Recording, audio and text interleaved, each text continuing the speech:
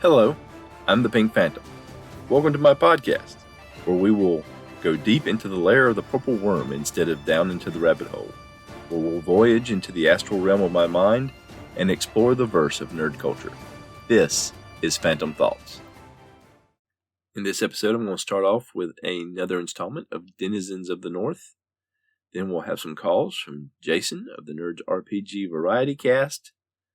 And then some talk from me about proceduralism, Dungeon 23, plot in OSR-style games, and latest drama with WotC and D&D. Why?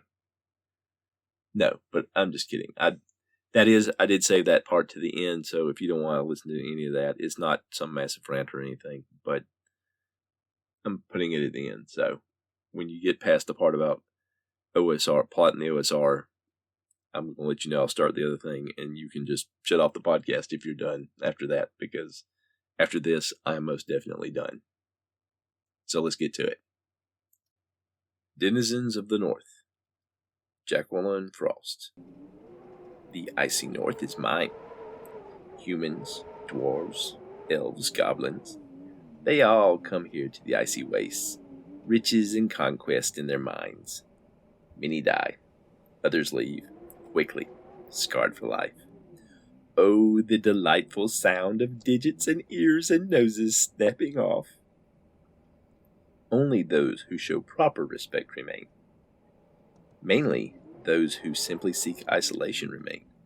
Or those few creatures whose presence makes the beautiful snowfields even more deadly.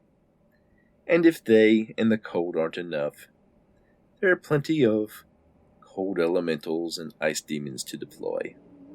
And if I have to get involved, well, a girl has to have some fun. And after, the peace of the howling wind to relax in.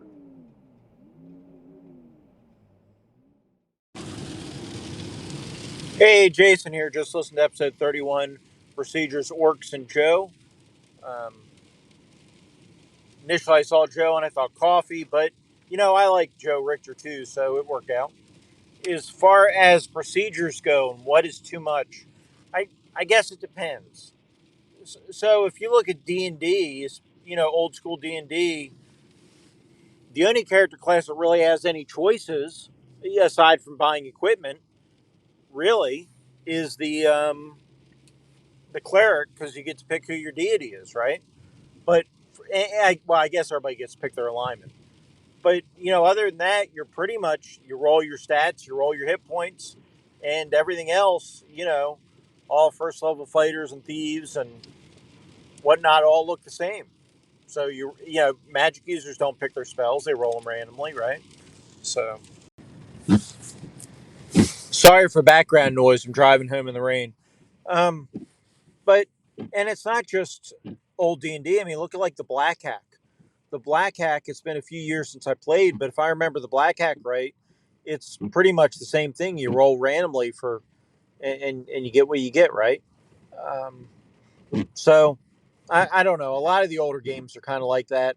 I don't overly mind it compared to, say, like Pathfinder, where you're picking everything and building your character, or like Barbarians of Lemuria, one of my favorite games, or ICRPG, where you totally build your character. There's really no randomness at all in ICRPG or Barbarians of Lemuria in character creation. So it just depends. Or Cyberpunk 2020, you have different options. You can roll for your tributes, or you can do a point buy. So I don't know. I'm okay either way. Honestly, it doesn't bother me either way. I do think the fact that I started, with older games and I started with totally random character creation is why it doesn't bother me. I think if I started with 3.5 or Pathfinder or Edition where you get to build everything, or if I started with a game that was all point buy, is my first game, I might have a different opinion of this. But since I started where a character was totally randomly built without really any input, I can go either way. And actually, I find the in-depth character planning required in like Pathfinder planning your feats ahead and all that kind of thing. It's a little bit daunting, to be honest. So I kind of prefer the randomness, but I'm a weird duck. Thank you for everything you do. Thank you for all your podcasts, and I'll talk to you soon. Yeah, I think there's a healthy medium. My main question was just, how far do you go with proceduralism in a system before you've kind of removed all the choices? It's just you're rolling dice and interpreting the dice. And at that point, everybody is essentially a game master, right? Because that's, in the old school style, that's what game masters are doing. They take the rules, they take the random die rolls, and they make rulings based on what's going on. And so, it kind of, the concern here is from an old school OSR game standpoint is if you have too many procedures or too much that is just procedurally generated, at what point are you kind of killing the creative aspect of the hobby? Because that's really what, old school gameplay tends to want to emphasize is, the choices you make, the decisions you make, the things that you have, that you look at using your character's resources in a way that's maybe out of the ordinary, or maybe just, very specific, drilling down, this is how we want to do this to try to avoid, making mistakes or try to avoid trouble or danger. And, there's that creativity in decision making and just interpreting a die roll. Those to me are they can be used together, but on the extremes, they're kind of set against each other, because if it's just a matter of what you roll on the dice, then how much of it is actually a game? And this kind of ties into another topic I want to talk about, is Dungeon 23. For anybody that's listening that isn't clear on what that is, that hashtag Dungeon 23, it's something that's been seeing. I've seen a lot on Twitter. I've started to see YouTube videos and stuff where the challenge is you make a dungeon room a day for all of 2023, and you do essentially a level each month, and then at the end of the year you have a mega dungeon, and that's the basic prompt that was put forward, the basic premise that was put forward. The guy was saying he's going to do this, and it just kind of spread, one of those viral things that spread around the internet. And, a lot of people have gotten into it, and they've gotten ideas, and some people are going to do something more overland, they're going to do hexes, or they're going to do, other things other than just make a mega dungeon. People have kind of altered it where, okay, you're not making a room a day, you make a room, you make an encounter, you make an NPC, you make an item, things like that, instead of making a room a day. So you're making still a fair sized dungeon, but you're just including a lot of other things. It's not a matter of, okay, here's the room and here's all this stuff in it. Or, he also, in the initial post, he also said, and if you don't have a great idea for that day, you can just say, here's an empty room. And that's advice that's been offered in terms of dungeon design from the very beginning of the hobby, where it said you're going to have so many empty rooms to go with rooms that are trapped, and rooms that have treasure, and rooms that have creatures and things of that nature. But I'm starting to wonder, just as I wondered, can there be too much proceduralism in a game that kind of locks it into place, that removes some of that creative wiggle room? Is the Dungeon 23 stuff starting to go that way? Because people are putting out different forms and things that you can use to do your dungeon, and different ideas, and they have the generators, and they have this, and they have that. And there's just a lot of resources. And if you're following this, you could find yourself with just a ton of stuff and feel overwhelmed. I mean, you don't have to use any of it, but there's this notion that it's all attached to this one hashtag, and it's out there, and people are collating lists of resources for Dungeon 23. And this is something that's only been, in the ether of the internet for maybe a couple of weeks, maybe a little longer. I mean, myself, I've been looking around just at stuff that I have to put together to provide some inspiration. Pulling things out of different rule books and such, going back to the AD&D DM's guide and going to, different charts and zines and stuff. And, I was flabbergasted to discover that I have 3 different decks of cards for dungeons. 3 different decks of cards where you can draw a card and you got a room or a corridor or a set of rooms or something. And I know at least 2 of them I've acquired just recently. One of them showed up. I kind of forgot how to order it. So I'm like, you might have a problem. So I wonder how many other people are having that problem where there's all these things. Oh, that's a good idea. Oh, that's a good idea. Oh, I could use that. I could use that. And you're going to get yourself locked in. And that was one of the things I was concerned about was, again, with the procedure. I think I mentioned in the previous episode that I was going to adapt some kind of procedure with all these things I had and kind of end up in an uncreative space. But I did have kind of a good idea for, at least a theme for parts of the dungeon or part of the dungeon in the shower one day. I really need to figure out some way to simulate having a shower without taking a shower, to get myself in that shower mind space so that when I have these ideas that I have in the shower, and it's a race to get them, to remember them, and then my brain wants to iterate other things on top of them, and I need to remember that, and then I need to get it all down, written down or recorded or something before it pours out of my brain. And, writing stuff down or recording in the shower is not, water doesn't really work with those things well. So that's something I need to figure out, is how to get into the shower mind space. What is it about showering that triggers this that I can import into, I'm at my desk, but I'm taking a shower, and now I can go, and my brain feels free to do what my brain does. But I'm blathering, and there are a couple other things I want to talk about. One of them is,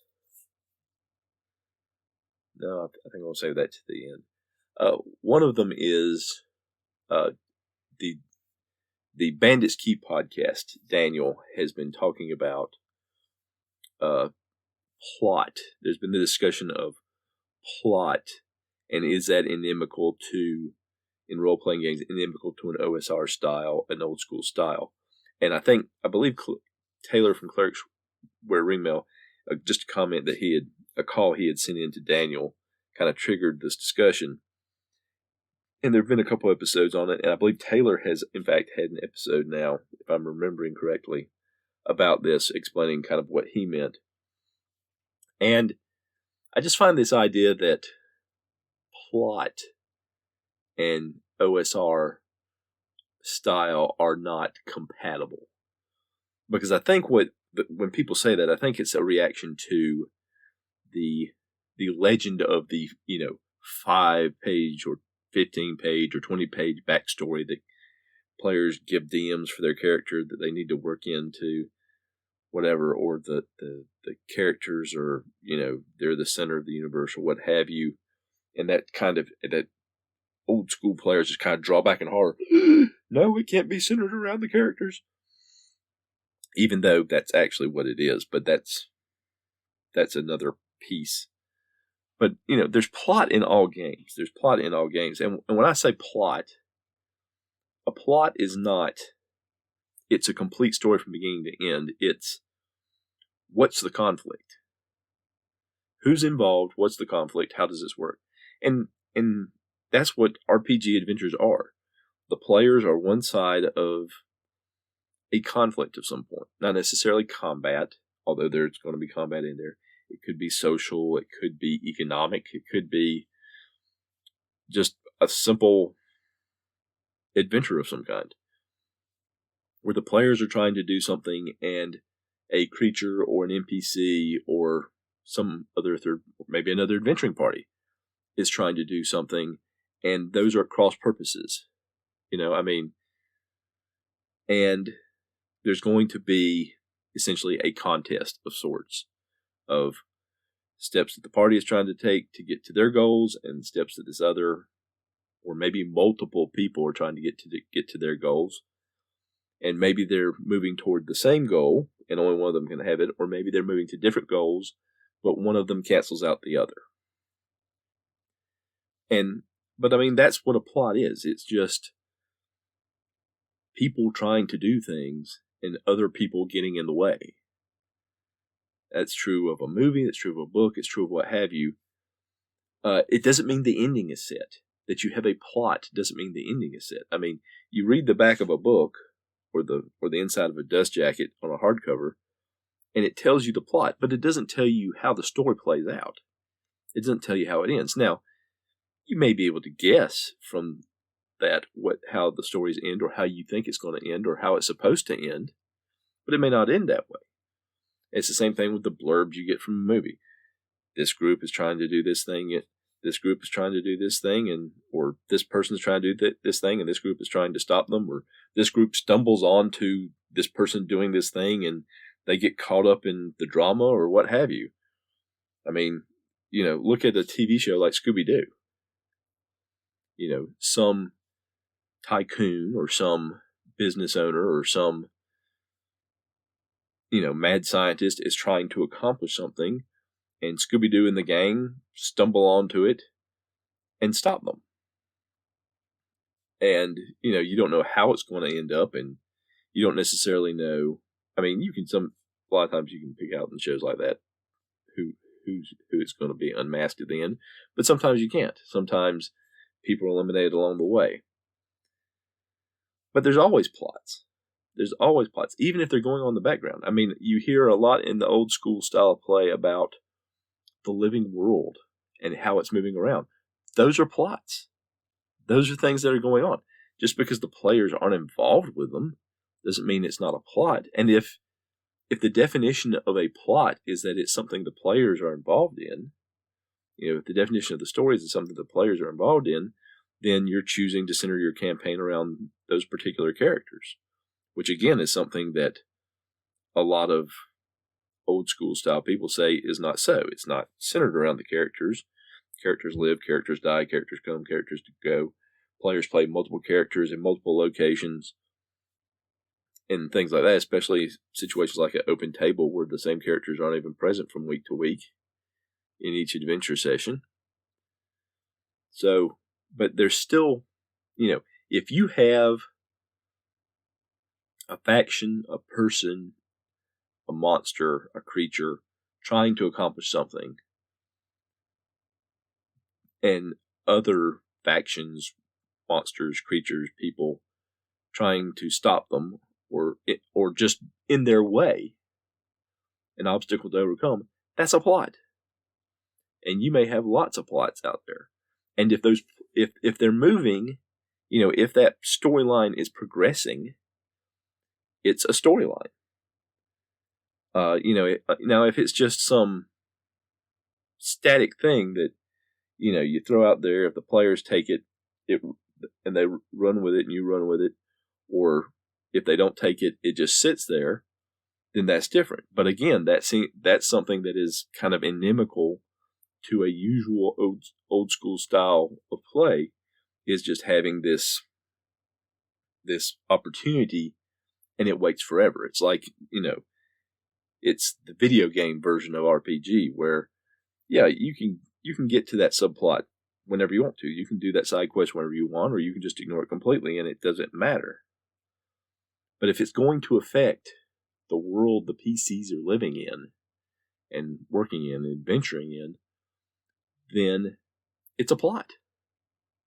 So there is plot in OSR games. There's plot in all games, because unless you're just doing nothing. If you're doing nothing, then there is no plot. Okay, I agree. A game where you're just sitting around doing nothing and nothing changes and nothing is accomplished, then there is no plot. But if there's progress in the world, then there's at least one and probably dozens of plots. So that's my take on it. the last thing I wanted to talk about was, and if you don't want to hear about this, and it's not going to be some long rant or anything, so you don't have to worry about that. But if you don't want to hear about this, because I know it's just everywhere, you can just, the podcast is over after this. You don't have to worry about it. But people are just up in arms over Wizards of the Coast, Hasbro, and this OneD&D thing. Just every time any kind of announcement comes out from Hasbro, people are up in arms. And it amazes me how many people are getting upset about this who do not play. Who do not play the current version of D&D. Or if they play it, have decided for other reasons than OneD&D that they're not going to buy anything else from WotC. So if you don't play 5e, if you've never played 5e, if you're playing 5e but you're just going to play with the stuff you have, and if you want more, you're going to go to a third party or do it yourself. Why do you care what they do? Why are you wasting so much mental bandwidth and emotional bandwidth railing against these people? Why do you care? I don't get it. The people who are, producers who rely on, the existence of 5e essentially to make money because they're consistently putting out product, and they kind of built a career on this. I can understand that because the changes could affect their bottom line, their ability to support themselves. That's perfectly understandable. But everybody else, well, you say you don't care, but then you act like you care. If you don't care, I don't care. They can do what they want. Who cares? I don't care. I'm not going to rant about it on the internet every day. Every time they come out with a new, here, look at this document. Look at this document. This is what we're thinking about. What do you think about this? Here's a poll. And the overreaction is just amazing. And the last thing I'm going to say on it is this. The idea that the quote-unquote next edition, they're going to limit, they're going to monetize, they're going to try to bring you into their sphere so that there's subscription-based stuff. Why is anybody shocked by this? Online business has been moving this way for years. The subscription service has been moving this way for years. It used to be, you bought products. Now they want you to sell you a subscription. That's true of, Microsoft and their office programs. It used to be every 3 years they brought a new set. You had to go buy the CD or the DVD with it on there, or maybe a direct download, and then you were set for the next 3 years. Now they want to sell you a subscription. They want you to pay annually, but you always have the latest version. And that's true of software. That's true of, game companies are trying to move that way, where you don't own the product, you pay to use the product. And then if you don't want it, you stop paying for it. All the video game companies, they have subscription services where you can, you pay a monthly fee and you have access to all these games they're in their library because you have that monthly fee. But if you stop paying it, it goes poof. It's overdue for RPGs to go in this direction, especially with the advent and the expansion of online play. It's long overdue. And they've been setting the table for this for a long time. They set the table for some of this in 4E, and in some cases the technology and the fan base weren't ready for it. But now with 5E, they've got a lot of new people in, people who are, in many cases, are used to subscription services. They play their music through subscription services. They watch TV and movies through subscription services. They do everything with subscription services. So a big company telling them, hey, you want an RPG? We give you, unlimited RPG resources and online resources for a subscription fee.